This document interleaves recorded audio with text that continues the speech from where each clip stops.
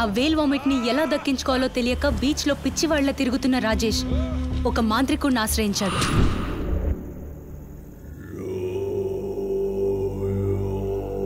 చెప్పు నాయనా, ఏమిటి నీ సమస్య? స్వామి, సముద్రంలో ఒక విలువైన వస్తువు పడిపోయింది. అది ఏ ప్లేస్లో పడిందో అంజనం వేసి చెప్పండి స్వామి. సముద్రంలోనా? అవును స్వామి. కష్టం నాయనా. భూమి మీద వస్తువును అంజనం వేసి చెప్పవచ్చు, కానీ సముద్రంలోని వస్తువును అంజనం వేసి చెప్పడం చాలా కష్టం. అంటే మీరు చెప్పలేరా స్వామి? చెప్పొచ్చు నాయనా, కానీ దానికి నా మంత్రశక్తి సరిపోదు. మరి ఏ మాంత్రికుడు చెప్తాడు స్వామి? మాంత్రికుడు కాదు, మాంత్రికురాలు చెప్పగలదు. మాంత్రికురాలా? అవును. సముద్రంలో ఉండే వస్తువును అంజనం వేసి చెప్పడమే కాదు, నీటిలో ఇదే చేప అడుగులను కూడా కనిపెట్టగల మహాశక్తివంతురాలైనటువంటి మాంత్రికురాలు ఒకే ఒక్కరున్నారు. వారు మాత్రమే చెప్పగలరు. ఎవరు స్వామి వారు?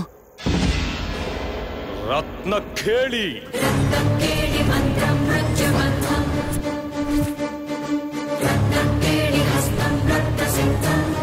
జలచర రాసుల మీద ఆధారపడి బతుకుతున్న జాలర్ల ఊపిరి తీసావు.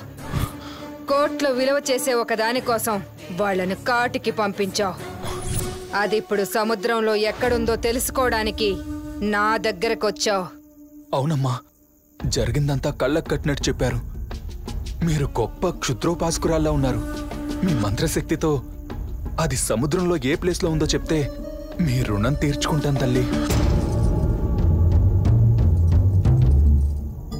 ఆదివారం అమావాస్య అర్ధరాత్రి 3 రోడ్ల కూడలిలో కూర్చుంటే అంజనం వేసి అది సముద్రంలో ఏ తావునుందో నీ కంటికి చూపిస్తాను. పూజకు ఏర్పాట్లు చేసుకో. అలాగే తల్లి.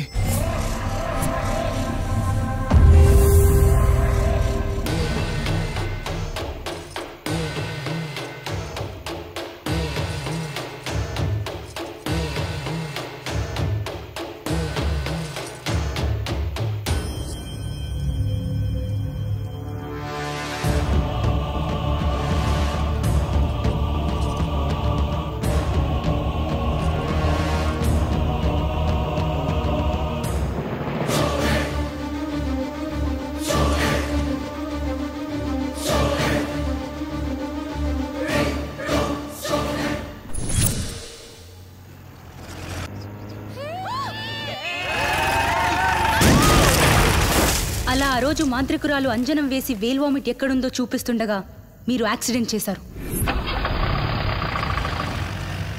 మీరు అక్కడి నుండి వెళ్ళిపోగానే రాజేష్ స్పృహ నుంచి తేరుకున్నాడు.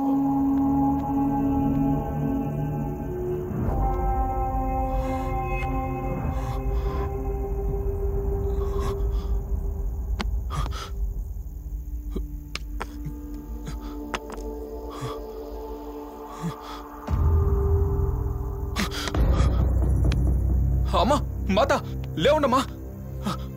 అమ్మా, మాత లేవుండమ్మా. అమ్మా, మాత లేవుండమ్మా.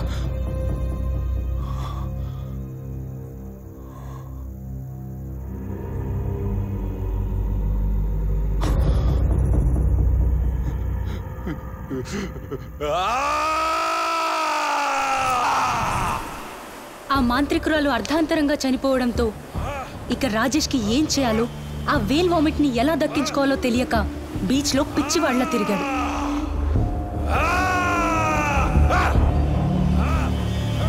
ఆ వేల్ వామిట్ కోసం రాత్రింబవళ్ళు ఆ బీచ్ లోనే తిరుగుతుండగా ఒకరోజు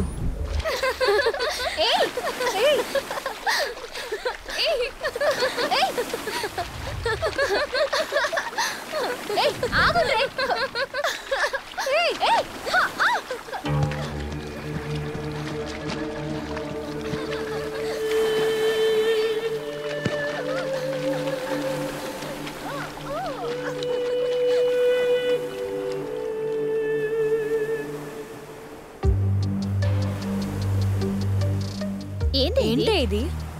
ఏంటోనే, చాలా కొత్తగా ఉంది. వావ్, స్మెల్ సూపర్బ్ గా ఉంది. దీన్ని దాచుకోవాల్సిందే.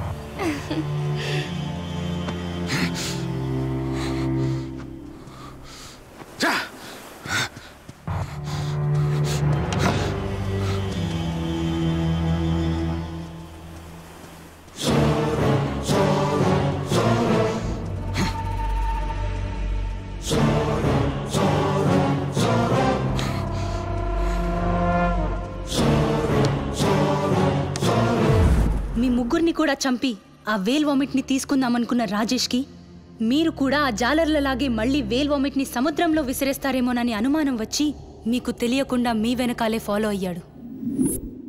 ఆ వేల్ వామిట్ కోట్ల వ్యాపారం చేస్తుందని తెలియని శ్వేత ఎప్పట్లాగే తను దాచుకునే వస్తువులతో పాటు భద్రపరిచింది. అది ఈ రాజేష్ చూశాడు.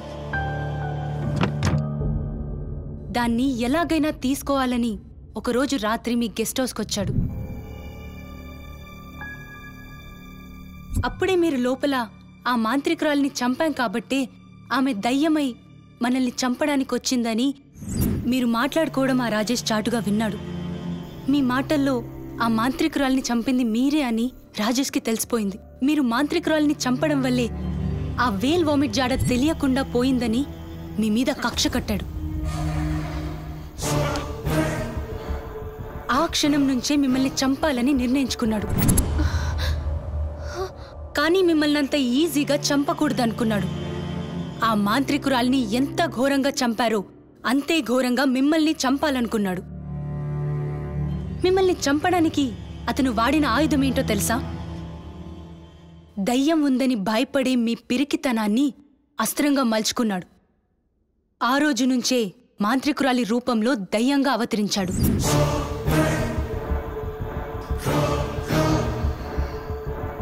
ఆ దయ్యం గెటప్లో మిమ్మల్ని అందరినీ చంపి ఆ వేల్ వామిట్ తీసుకోవాలనుకున్నాడు.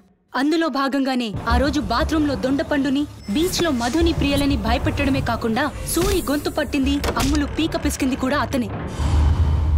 దయ్యం లేదు అని నమ్ముతున్న నిన్ను నమ్మించడానికి ఆ రోజు కార్ బానెట్ పై మాంత్రికురాలి రూపంలో ప్రత్యక్షమైంది కూడా అతనే.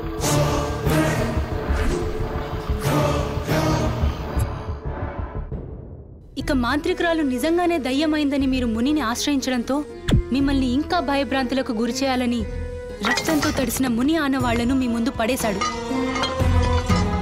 గుమ్మం ముందున్న ఆంజనేయుడి ఫోటోని పగలగొట్టేశాడు. నిమ్మకాయ నుంచి రక్తం కారేలా చేశాడు.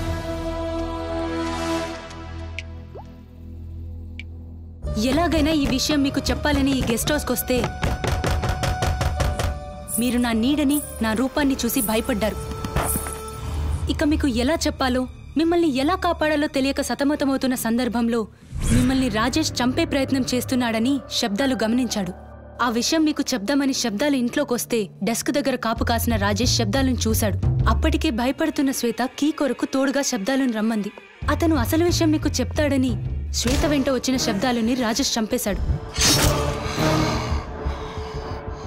ఈ విషయం తెలియని శ్వేత శబ్దాలు భయపడి పారిపోయాడని అనుకుంది. మీరు గెస్ట్ హౌస్ నుంచి బయటపడడానికి ప్రయత్నం చేస్తున్నారు కాబట్టి ఇంకా మిమ్మల్ని భయపెడుతూ టైం వేస్ట్ చేసుకోవడం కంటే అందర్నీ ఒకేసారి చంపేసి ఆ వేల్ వామిట్ని తీసుకెళ్లాలనుకున్నాడు. అందుకే మిమ్మల్ని చంపడానికి ఈరోజు భారీ స్కెచ్ వేశాడు. పిచ్చిదాన్నైనా నాకు ఇవన్నీ ఎలా గుర్తున్నాయని అనుకుంటున్నారా?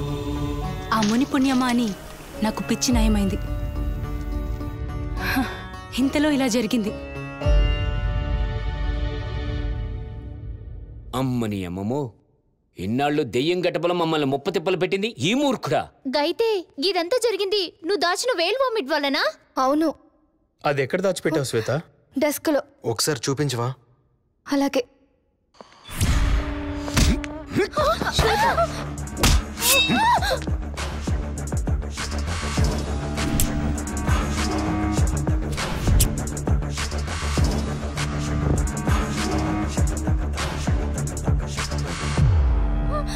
ఇన్నాళ్ళు నేను కష్టపడింది ఆ వేల్ వామిట్ కోసమేరా. మర్యాదగా దాన్ని ఇస్తారా? దీన్ని చంపమంటారా? వద్దు. వద్దు చంపదు. ప్లీజ్ నువ్వు అమ్మాయి నుంచి చేయొద్దు. నీకు కావాల్సింది వేలు అమ్మితే కదా, నీది నీకు ఇచ్చేస్తావు. ప్లీజ్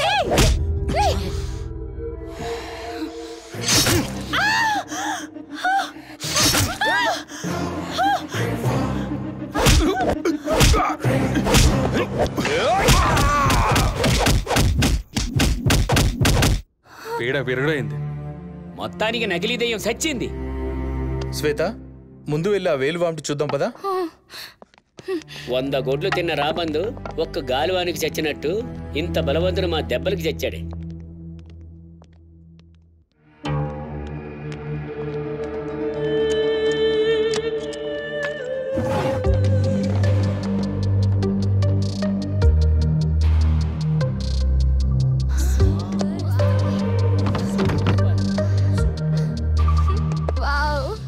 దీన్ని పెర్ఫ్యూమ్స్ లో వాడతారు. దీని విలువ కొన్ని కోట్లలో ఉంటుంది. ఇలాంటివి నేను చాలా దాచిపెట్టాను. మరి ఇప్పుడు వీటిని ఏం చేద్దాం?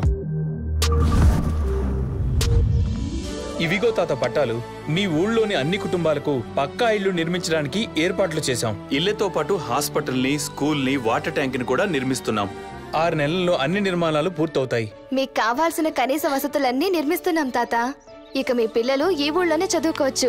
మీరు ఇక్కడే వైద్యం కూడా చేయించుకోవచ్చు. ఇక్కడ పెట్టేందుకు మా జీవితాలకు వెలుగు నింపుతున్నారు. మీ మేలు ఈ జన్మలో మర్చిపోం బాబు. మీరు చాలా గొప్పోళ్ళు బాబు. ఇందులో మా గొప్పతనం ఏముంది తాత? మీ కొడుకుల ప్రాణత్యాగాలే ఈ ఊరి రూపురేఖలు మార్చేస్తున్నాయి.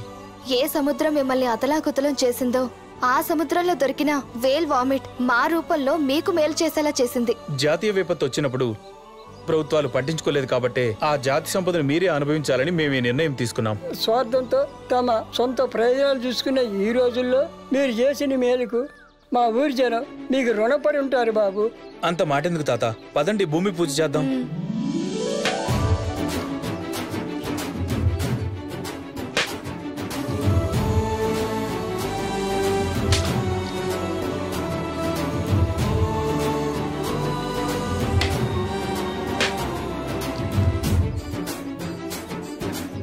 మీరు ఈ ఊరికి చేసిన మేలు మర్చిపోలేం బాబు. మొత్తానికి ఊరి కోసం ఒక మంచి పని చేశాం. ఇది చాలు మన జీవితానికి. రేయ్, అసలు దెయ్యమో నకిలీ దెయ్యమో రెండూ లేవని తేలిపోయింది. ఇక మన రిటర్న్ జర్నీ హ్యాపీగా వెళ్ళొచ్చురా.